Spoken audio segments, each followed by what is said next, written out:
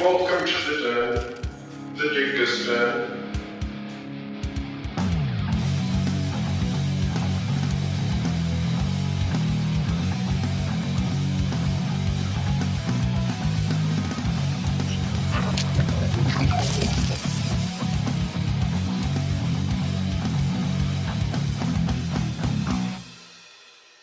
Welcome to the Dingus Den for a new episode of the Comic Club, where I'm joined in this episode by Comicbookfan. How are you doing today? I am doing good. I'm doing awesome. Yeah, just chill day. Just been reading comics, been playing games, and just enjoying my Sunday. And happy to be here. Thank you for inviting me to talk about what we love to talk about, comics. Thank you. Thank you. Absolutely. Looking forward to having you on. You know, you've been a good guy I've been talking to for a good bit here, and so glad to have you on here to talk about a comic that you wanted to bring to my attention called What If Dark, The Tomb of Dracula, right? The What If comics from Marvel have been a thing for quite a while now, and they've recently been putting like different spins on the What If, and so one of them here is like What If Dark, and it sort of brings some sort of like, kind of in the name, like a darker sort of twist somewhere, right? Something that's typically more villain based as opposed to what we get with some of our heroes, right? Yeah, that's true. Yeah, it's kind of called Hit Dark. So what if Dark? And there's been a few. I didn't realize. I've just recently got back into reading comics quite a lot. I've been reading a lot of back issues. This is my first time reading up to date comics. And I was looking through them, and there was a lot of What If. And I used to like the What If Dark, What If storylines. And this is the first time I've seen What If Dark. So it's kind of villains, dark characters that have kind of been given their own little spin on reality, kind of like a little left turn of what would happen. And Blade's always been someone I've liked from the films, and just seeing kind of just a little different take on his origin, and written by a really good writer too, was something I was interested in exploring, looking through. And because it's just like, I imagine it's one issue, so I thought it'd be a nice quick read, something that you don't have to read other ones to know about. So I thought it'd be a nice little fun story to read. Absolutely. It was definitely a fun time that I had with this issue. And, you know, it's also been connected to the whole old comic line of Tomb of Dracula, right? And so that was cool too. And after reading this, it sort of made me be like, oh, it'd be cool to kind of go read some of those now, especially since I'm such a big Dracula fan. And so that would be really cool. And I've enjoyed this overall. So I guess without further ado, we could just go ahead and get right back into this story and what it's about. And so, this story, as you mentioned, written by a really good writer, and that got me a lot more excited to read this once I learned who was actually writing this, or who wrote this, and that was Marv Wolfman, you know, famous writer, right, behind Crisis on Infinite Earths. And so, and then we also have a lot of different artistic talent here, and for any names I butcher here, I apologize, always. And so, anyway, penciler by David Cutler, inkers, we have David Hanna, David Cutler again, Victor Olazaba, and Livesay, and then colorists include Antonio Fabella, D. Kniff, and Edgar Delgado. And so, great work to all the artists in this issue. I definitely felt like for all the different artistic talent, I felt like flowed together pretty well. And so, but anyway, let's get into what this story's about. It begins with Dracula.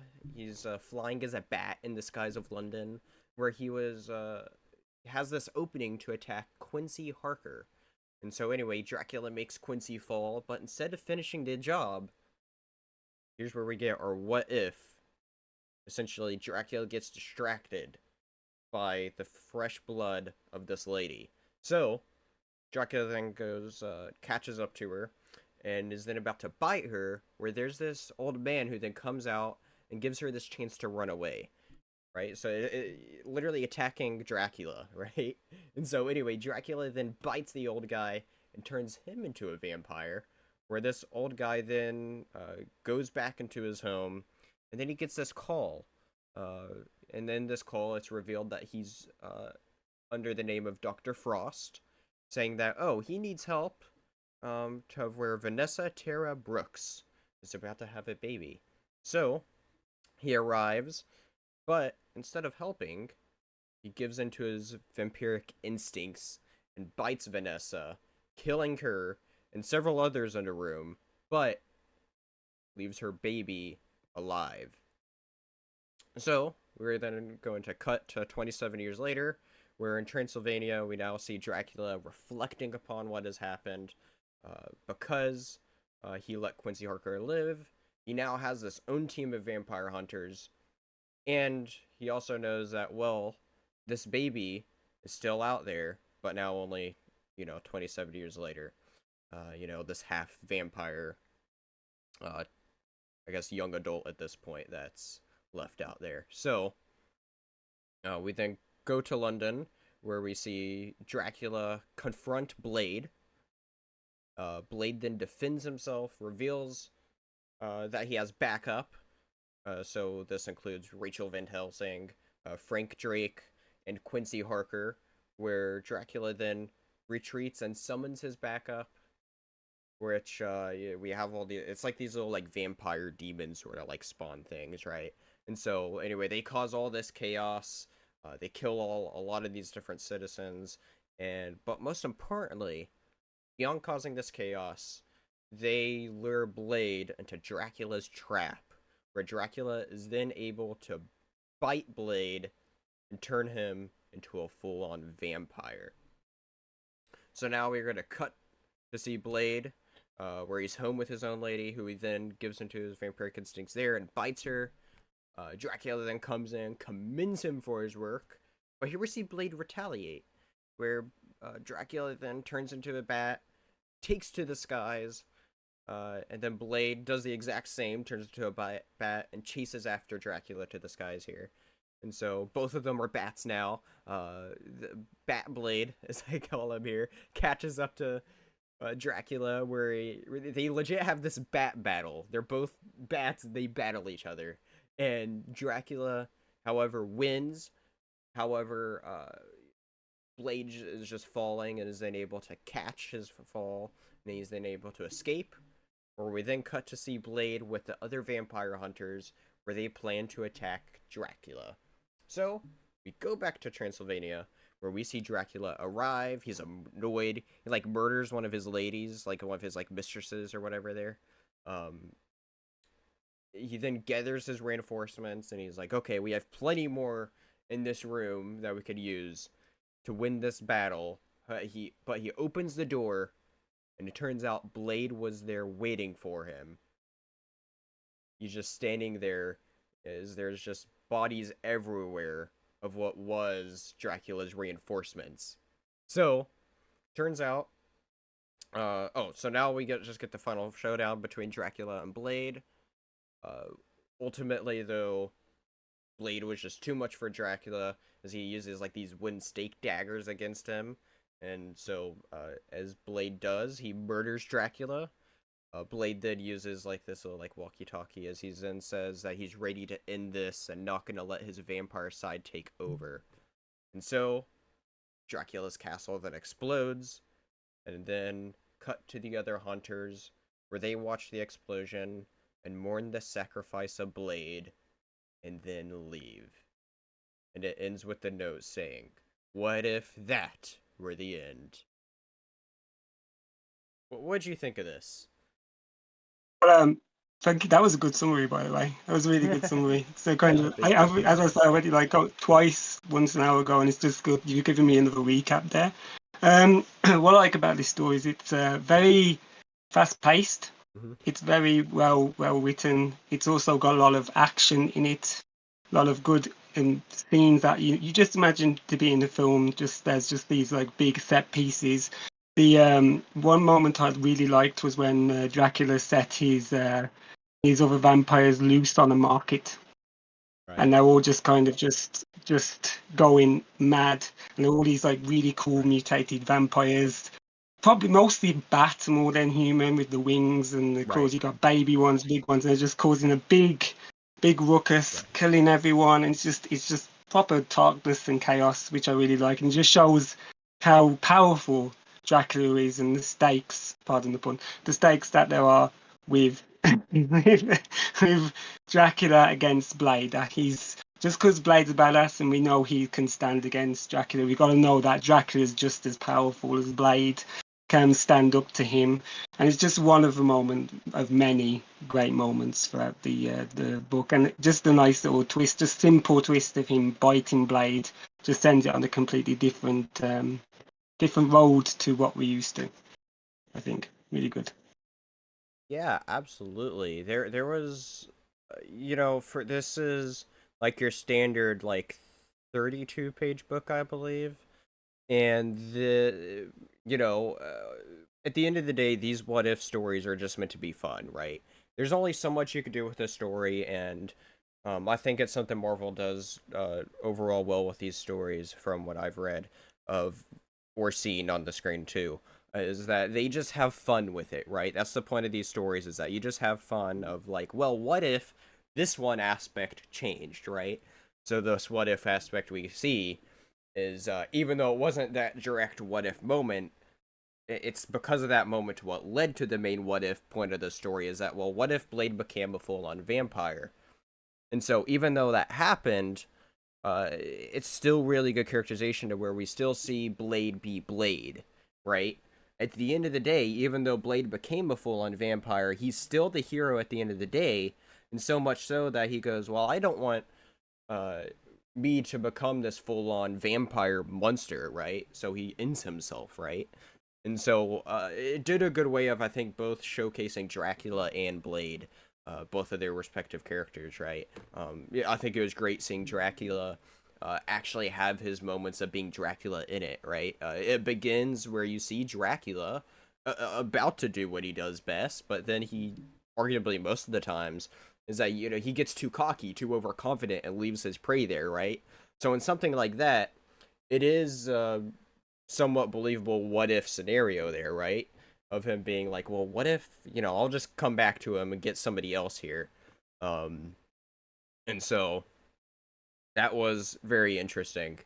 And then sort of seeing how that whole chain of events comes together for this, for how, leading to how Blade gets born, was very interesting as well. And so I agree. There was a lot of stuff covered in this issue with a lot of several good, great moments. I'll say the part that stood out to me the most, and like I got a little excited when reading it because I was like, no way this is happening, is that there was a bat battle. Yeah, and so I loved that. Yeah, what I like about it as well is that Blade doesn't become a slave to Dracula. It shows that, Dracula's there saying, like, you're under my power now, you should do what I say. But Blade being Blade is there saying, no, you're not telling me what to do, I'm going to chase. So it all leads to this big chase sequence just because Blade's not going to do what he wants him to do. And Dracula's kind of confused, saying, why are you chasing after me? It shouldn't, you should bow down to me, do what I say. And Blade's just like, no, I'm my own person. I'm not being. He knows that being a vampire is bad. It's taken away what little half of his humanity he has left, which is a good dramatic point of view as well about what he struggles with and what's been shown in comics and films and TV is his struggle with his vampire identity and his human identity. And what I like about it as well, they use I've never heard the term before, dampire.